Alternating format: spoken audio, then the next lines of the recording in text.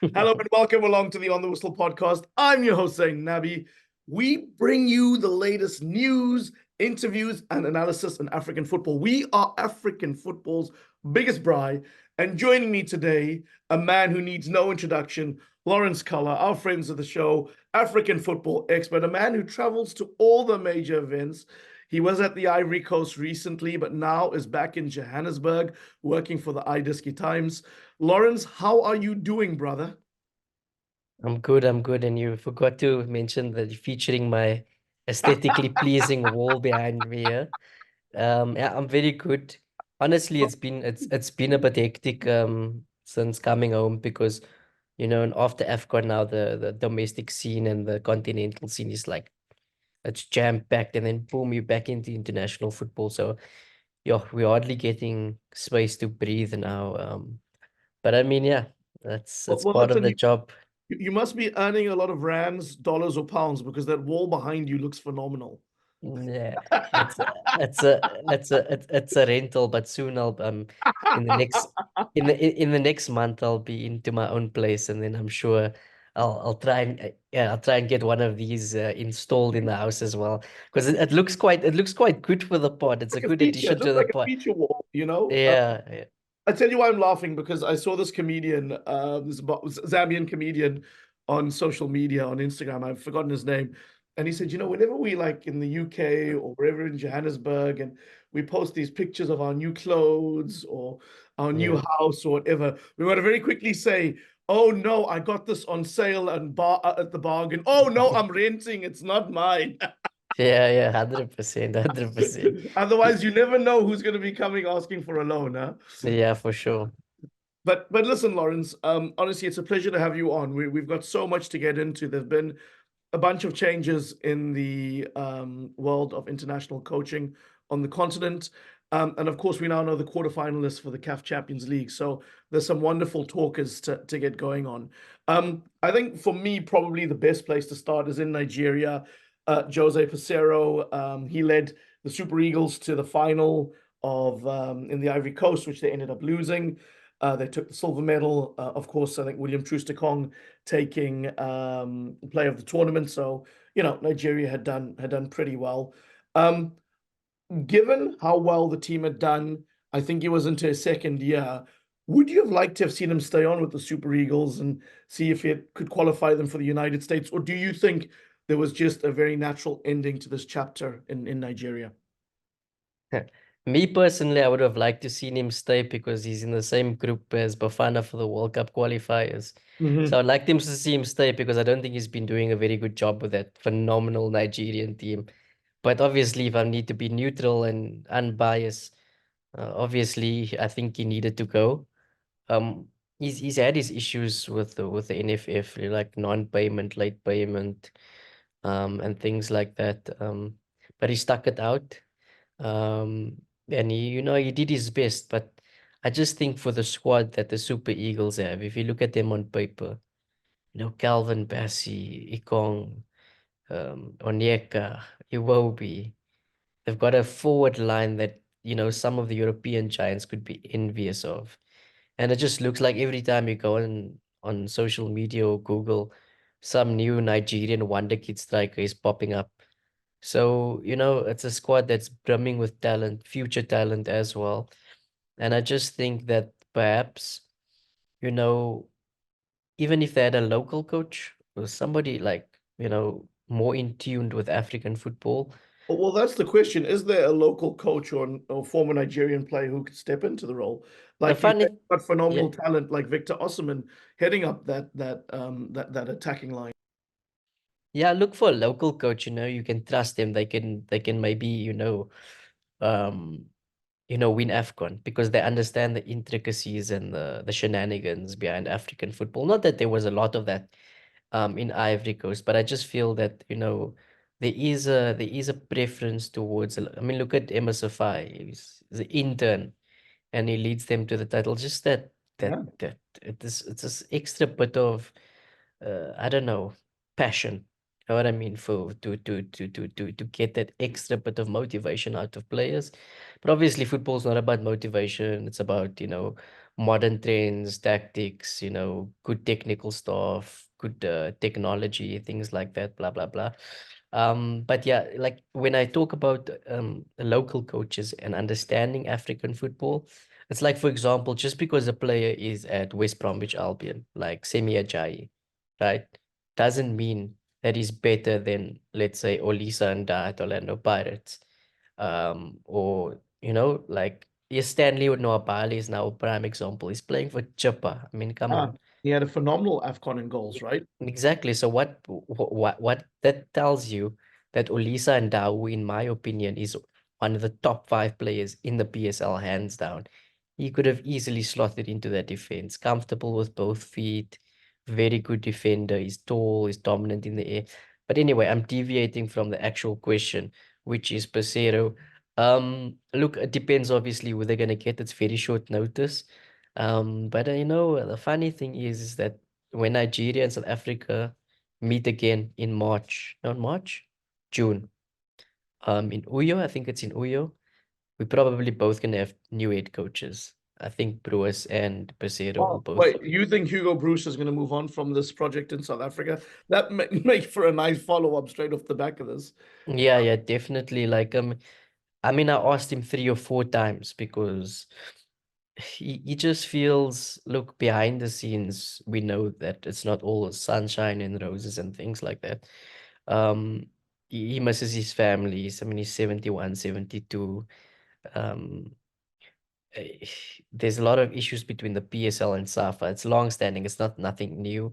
But obviously, he feels without that cohesion between the league and the federation, there's a lot of, nonsense that is holding our football back. For example, not being able to call the league off maybe 2 weeks before AFCON. You know what I mean? Like Sundowns players played and then they had like 2, 3 days rest and then they were in camp again for AFCON. It's ridiculous.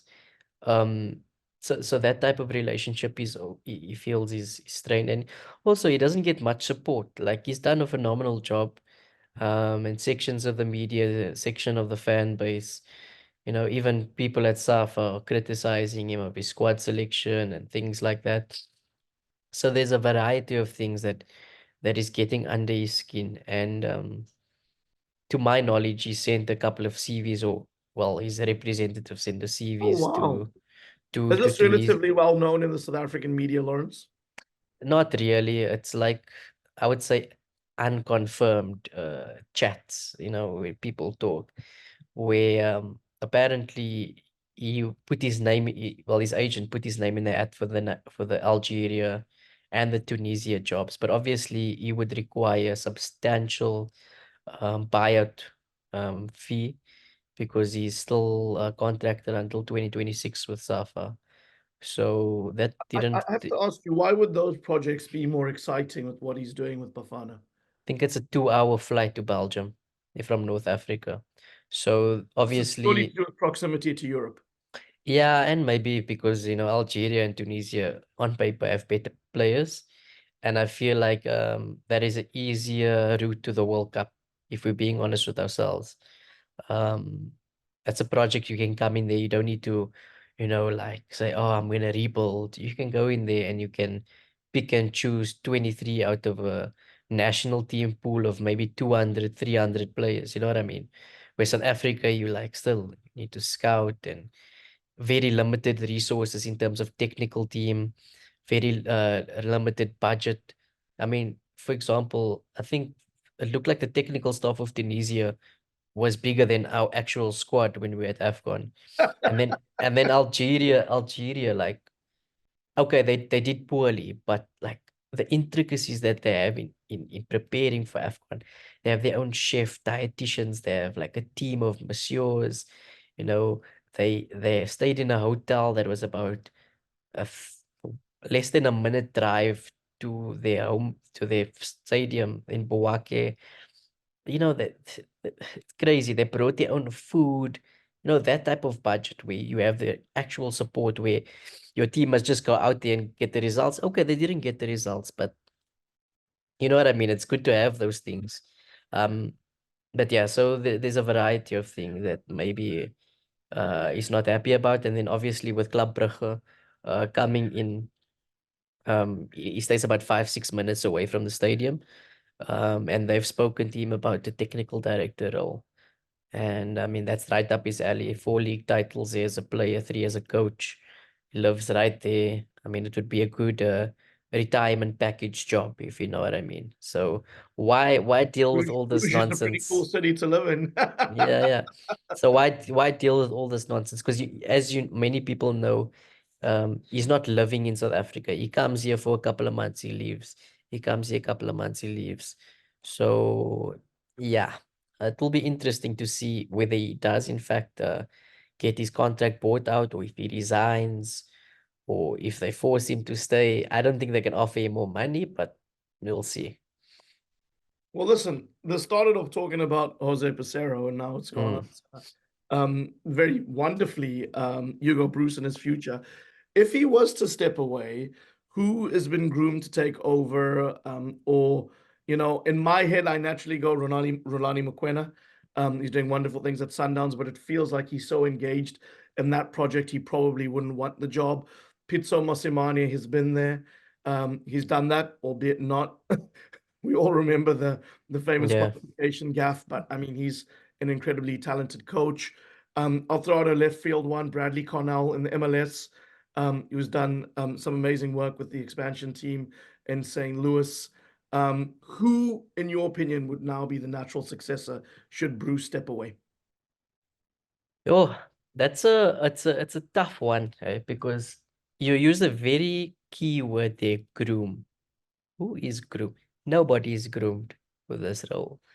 And there's a couple of boxes you need to tick um to get this job right now. One, you need to be within the budget. Okay, Bruce is not on a small salary or anything, but you need to be within the budget. What You kind of need to salary would he be on? Do you know the figures in US dollars or rands? I can try to I convert. I'll have to research it again, but it shouldn't be lower than 50,000 US per month. Okay. So it's a It's good it's wage. He's on about but 600,000 US for the year, yeah, it's which if by not African more. standards is big money. Yeah, if not more. I think it could be more. I'm not 100% certain. So forgive me if those figures are wrong. But anyway, you need to be within that bracket. You need to accept that you're not gonna have the world-class technical team that that other nations may have an advantage to. You need to accept that there is gonna be some issues behind the scenes, sometimes bonus rows, which all African countries are going through at the moment. I mean, it's nothing new. But Rulani Mokwena, would he leave the Sundowns project for Bafana, where it's uncertain which direction it's going into? You know what I mean? Like, I mean, right now you could say, okay, we're on the rise as a nation because we came third at AFCON. But realistically, the names that to my if I had to be a betting man, I would say Morena Ramaborelli, who was at Joanna Galaxy, because he's in the system there. I don't think Alman will get a full-time job. Like, he doesn't have the badges for it. And quite frankly, I don't think he'd be interested in being the full-time coach right now. And then Benny. Pizzo is, Wow. is Ca- Can Pizz, wait, can we wait, buy Benny away from United first team? That's why I didn't even put him in the mix. Only if Ten Hag goes, right? no, wait. Okay, just before I go to Benny, Pizzo out of the question. Can't afford him. Okay. He comes with his lieutenants and all that things. Um, but I mean that is also a discussion of if you can't afford him as Safa, find a way to afford these guys. Mm, Go approach a sponsor or something and say, hey, this is a match made in heaven to bring Pizzo back, or this one as a coach, you can be the official sponsor to this move. There's ways. You need to be inventive. of course. uh you go to the government and you say, guys, like, we want to go to the World Cup, we want to, you know Mm. there are ways. But anyway, Benny is an interesting one because we just had an interview with him. Rob Dalport interviewed him in iDiski Times last week, and the way he was sounding, it was like, you know if there's a phone call, I'm gonna listen. You know what I Interesting. mean? Please Yeah, expand so more on the interview. What was, was this just to find out what life was like in Manchester? How his role is at the first team, and yeah, please talk more about it. This sounds like a great get for the publication. yeah, just look, Robbie's a very close friend of Benny. Obviously, he also spent a lot of time with him when he was coach of Cape Town City as well. So basically it was like a catch up, how's things been going, and I think he working under Ten Hag has been a real eye opener for him, in a sense of this is the first time he's working and having a mentor in this managerial space. Because previously, okay, he had a short stint in Belgium with Saint Trudenis, and then he came to South Africa and he was the head coach immediately. And when you're the head coach, you're the boss. Nobody can tell me anything. But now you fail, you succeed, you fail, you succeed, you fail. And now you're going to the highest level. I mean, come on, guys, this is pinnacle stuff for, a guy to come out of Hanover Park and things like that. So obviously he worked under great managers over his playing career, but now the attention to detail being on the training pitch with that level is just something that obviously he's picked up a lot in, not just from a coaching perspective, but from managing big personalities, and just seeing how day-to-day things occur at the elite level. So what he said was interesting. He says he wants to manage Bafana, like straight up, he wants to manage South Africa. Um, we all know that he was in talks with Safa before Broos was appointed. I'm not too sure what happened there. I think so at the time he wanted to bring, his entire technical team as well, which was off the table. But he also said something interesting. He's like, I don't want to manage Bafana Bafana when I'm 71. I want it when I'm fresh, when I'm Mm, excited, when I'm ambitious, when I have energy, when I want to fight, when I'm still excited about, about life, when I have that drive for success. firing a Um, broadside at an old European coach currently at the helm. yeah, so he Living in literally the- said, no, he literally said, I don't want to be old like Brewers when I'm the coach of Bafana. There we That's what he go. said. Yeah, that's what he said. So it's interesting, but and I think like, Benny, there was this media perception of him and also like Sheikhs Mashaba to say, this guy's unpatriotic. He cares more about these European clubs. He's rejecting call-ups, but nobody knows what actually happened there. Benny is very patriotic. And like, let's just make the comparison to Motsepe. He doesn't take a salary from CAF. He doesn't give himself bonuses. He's rich enough. Let's be honest. Maybe there's a certain aspect of Benny that could be the same. You know what I mean? Where you would say, I would take a smaller salary in order to incorporate this one in my technical staff. I'll even take Helman now because I'm more experienced than I was when I initially wanted the job 3 years ago. You know what I mean? So there's a lot of things that points, but can you control Benny? You know what I mean? Benny well, now that we've experienced Brewers, I mean, I think that Well, I was gonna go. You couldn't quite control Bruce. Bruce said what exactly, everyone. exactly. So there wouldn't be much shock to our system when we hear Benny firing in the press conferences. But I mean, it would be really a sponsorship dream, like to get Benny. I think sponsors would flock back to Bafana Bafana because you have a genuine superstar leading the national team, and people shouldn't discount how important it is to have a popular manager. Like the media is there all the time. More stories are being written, more interest in the national team, more press conferences being viewed. You know, the buzz around a national team or a club when you have a popular manager there's nothing like it. You know what I mean? So I think it would be a very interesting choice as the success of Brewers. Well, listen, Lawrence, that was fantastic insight on South Africa. I could stay here for another 10 minutes talking about this, but we are an African football podcast. If you think Benny should be the next Bafana Bafana coach, should Hugo Broos leave, let us know. Hit us up on our social media accounts at OTW_podcast on X and Instagram. or you just search for the On the Whistle podcast in YouTube and Facebook, and we'll come up. Just be wary. Don't do On the Whistle because you're going to get the Gunners podcast, which is purely associated with Arsenal fans and how they react post game. It's Yeah. entertaining, but it I've ain't been football. I've been away for a long time. The professionalism of the production these days is on another level. You even know where things can go wrong. Exactly, my friend. Exactly. We'll stay with the coaches just for one more question. But Yeah. in Cameroon, we all know the legend that is Rigobert Song. He is no longer the head coach of Cameroon. The Cameroonian Football Federation deciding not to renew his contract, ending his 2 year spell in charge.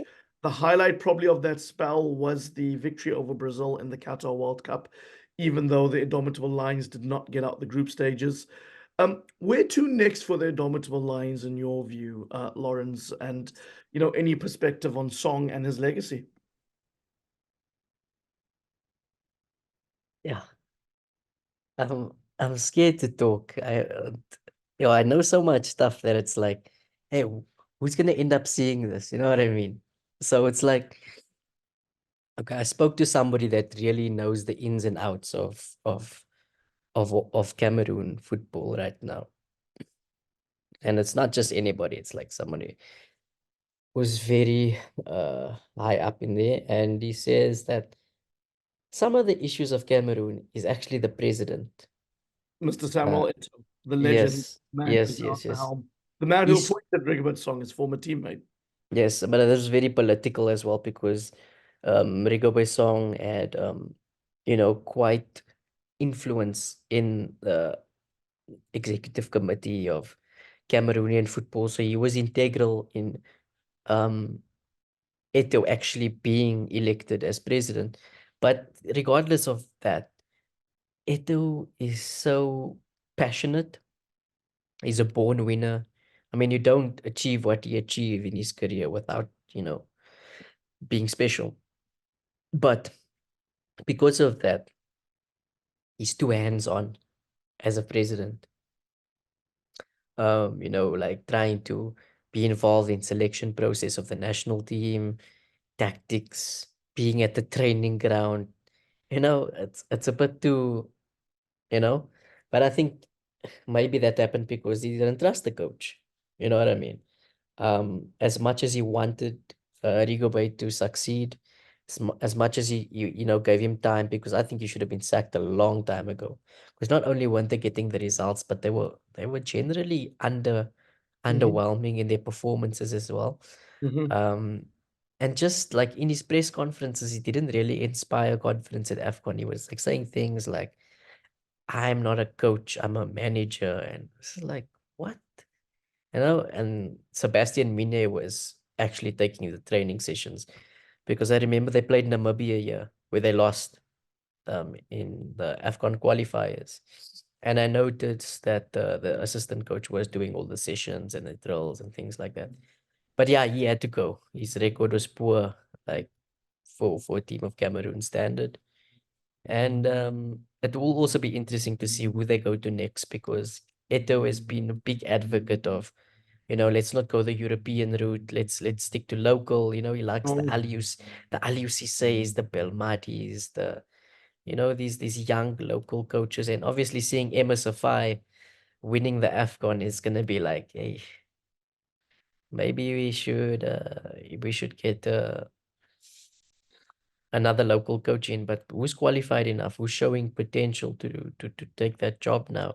And he might even be tempted to go now for an experienced coach, even if the guy's European, because you want to get out of this mess and you don't want to taint your legacy with you know, a poor, I don't know what word I'm looking for, but a poor stay in office, if that makes of course, sense. makes complete sense. Yeah, so yeah, there's a lot of politics around there. I think there's another election coming up soon, so he needs to Mhm. get things right very soon because obviously there's the AFCON and the FIFA World Cup qualifiers around the corner.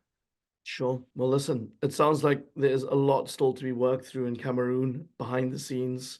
and hopefully the next manager slash coach can get the indomitable Lions roaring again. We obviously want them to be a force. It's an expanded World Cup in the United States, Canada, and Mexico, and a great chance for African teams to get more of a say and more potential to make the knockout rounds. If we can just change the lens now, Lawrence, to look a little bit at the CAF Champions League. We know that the quarterfinalists are known. Of the 8 teams that have punched their tickets to the next round, we have 5 former winners in Ahly, TP Mazembe, Esperance, ASEC Mimosas, and Mamelodi Sundowns in there. Angola's Petro, Luanda, who topped their group, also qualify, and 2 teams from Tanzania, Simba and Young Africans, which is absolutely brilliant and speaks volumes of their football. I guess let's take a step back first and look at who's made the knockouts. There's a real sense of familiarity to it. From your perspective, who would be the favorites, Lawrence? Who would be the teams you'd be saying are going to go on and win it? Is it a case of Al Ahly, the reigning champions, and Mamelodi Sundowns, the African Football League champs, the inaugural winners of that competition? Yeah, I don't think you should look any further because of the teams that have consistently been impressing in the Champions League over the past. Okay, Al Ahly for as long as I've been living, but Sundowns the last 5, 6 years. Okay, they've only reached the semi-final once in that period since winning it in 2016. Yeah, But 2016. but their football stop, especially on the continent, the home away doesn't really matter. I think Sundowns have built a squad that's ready. They are ready to take this Champions League. And also obviously having won the AFL, there's a desire and there's a hunger to, because people can say what about the money or whatever, but the prestige of the Champions League is just on another level. So I think obviously those are the 2 favorites. It would be a dream to see them in the final. I think it would be an amazing spectacle for the continent. 2 of the best teams, good football. It would be a great advertisement for the continent. I think the outsiders, my outsiders would be Petro. Very interesting squad. They've not conceded a single goal in the group stages. Unbelievably topping their group, right? Or was that just a surprise to me? No, no, no, no. They've been a good team as well. And I remember in 2020 they knocked Sundowns out of the quarterfinals. So it's a good team. They've had consistency with their coach. Alex Santos has been there for a couple of seasons now. Um, and what is interesting about the teams that can genuinely compete for the title is that they don't lose their best players and they improve their squad, which Sundowns is doing, Ahly is doing, and to an extent, Petro is starting to do that as well. So I think maybe winning the Champions League is a bridge too far, but I think they could, spring some surprises. Um, Maybe semi-final or even final, um, That'd depending be on the brilliant. That would be brilliant for African depending football. on the luck of the draw. So if they get Sundowns, I think they're out because Sundowns, yeah, they've got bad blood there. It was a very painful exit against Petro that they probably want to avenge. Well, again, they're fantastic. I think as we round up the pod, my last question is going to be to you is I we've think seen. you asked something about Tanzania as Well, well. that's exactly where I was going to go. I mean, like Okay. Tanzanian football in the most recent years has done phenomenally well. Ali, Alistair Howarth, our multi-platform reporter slash broadcaster, often talks about the investment in the league, the commercial sponsors, and now you have Simba and Younger both in the last 8, not last 16, the last 8. I mean, from your perspective, that is brilliant for African football, isn't it, to have those teams really going into the knockouts, particularly because they're in big markets. Okay, Ali is from Kenya, so he has this different perspective Sure, of East Africa sure. than I do. But roundabout when I got really into, covering African football, Simba and Yanga were the ones that really popped onto my radar. And I started researching them a lot, watching them. And I was like, who are these clubs and why are they doing so well in continental football? And then I had an opportunity to visit Dar es Salaam and watch Simba, and I just saw the professionalism of the two clubs from an administrative level, marketing level, and like you said, with the sponsorships and broadcasting. I just thought, okay, this is something that could even catch up to the PSL very quickly. And I've seen, smaller clubs in Tanzanian football also now, investing your Azams, your Singidas, and things like that. So it's important not to, just have these two massive clubs and then the rest are all just like, is what it is. Um, but yeah, they've been doing very well and consistent in African football. They're taking it very seriously as well, and they've got the support. I think that's one of the biggest positives about them is that they pack stadiums. You know, what other teams in West Africa can and East Africa can say, we pack stadiums like they do. But I just think, we saw some unsavory scenes with Simba against Chwaning over the weekend, and I think they just need to eradicate that part of the game, like the controversies off the pitch. I think their teams are good Mhm. enough. Their talent identification is good. They they they hire the right coaches. Um, they seem to be getting the right players. So there's a lot of positives about them, and if they can eradicate, that they will always deny this or deny that, but it can't constantly happen and you say it's not your fault. Why is it always the visiting teams have issues at the Benjamin Mkapa Stadium in the Champions League and the Confederations Cup? So yeah, I think if they can just, you know, eradicate that out of the game, they'll be one of the giants of African football in like maybe 10 years to come, based on this trajectory that they're on. Because, like I said, they keep improving. And the more experience you gain at this level, the more you belong. You know what I mean? TP Mazembe, they gradually were building, and they won five titles eventually. They've fallen off the radar a little bit, but you know, if Yanga and Simba can keep pushing, keep constantly being in the quarterfinals, eventually, something's gonna give. And I think it's also becoming more attractive to go to Tanzania. I mean, Simba is like a Moroccan goalkeeper. They've got some of the best talents from West Africa. Yanga even signed a South African player, and I'm sure that they're targeting a couple of more South Africans in the next few windows. So yeah, it's very interesting projects to have a look at from the outside. I'm not, too invested watching the domestic league and things like that, but from the outside watching them in continental football, it's been good. Yanga also play a very good brand of football, and they beat Belouizdad, I think 4-0. That was a crazy result. Simba is chucking Widado. So yeah, not only that there's two Tanzanian teams, but the fact that there's only two North African teams in the quarterfinals says a Yeah. lot. It's an interesting Think about season. the changing of the guard with sub-Saharan African teams now.